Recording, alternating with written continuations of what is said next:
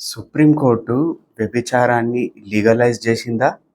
ఈ తీర్పుని చదివిన తర్వాత నాకు అర్థమైంది ఏంటిదంటే, భారతదేశం లోపల ఉండే ప్రతి పౌరునికి ఏ విధమైన ఫండమెంటల్ రైట్స్ ఉంటాయో, ఒక వ్యక్తి సొసైటీ ద్వారా కొంత ఇమ్మోరల్ యాక్ట్, జాబ్, వర్క్ అనబడే ప్రాస్టిట్యూషన్ చేస్తున్నా గూడా, వాళ్ళకు గూడా ఫండమెంటల్ రైట్స్ అవే వర్తిస్తాయి.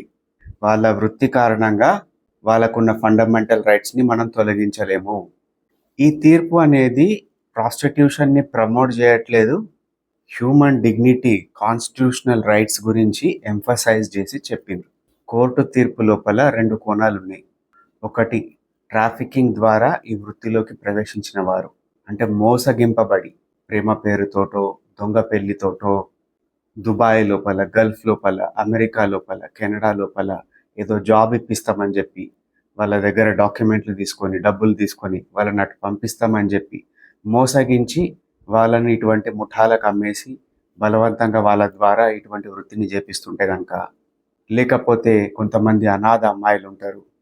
వాళ్ళను చూసుకునే వాళ్ళు కానీ, నీడ కల్పించే వాళ్ళు కానీ ఎవరుండరు.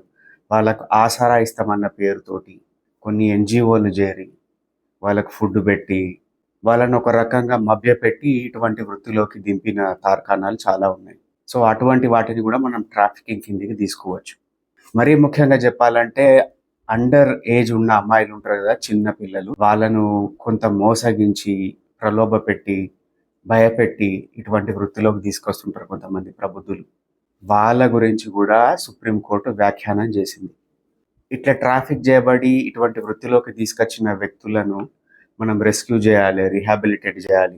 వాళ్ళకు ఆల్టర్నేటివ్ వృత్తి, చదువు, వసతి ఇవి కల్పించాలి. కానీ కొంతమంది కన్సెంటింగ్ అడల్ట్స్ ఉంటారు. వాళ్ళు స్వచ్ఛందంగా రకరకాల కారణాల చేత ఈ వృత్తిని ఎంచుకుంటారు. వీళ్ళను ఒకటే ఘాటిలో కట్టద్దు.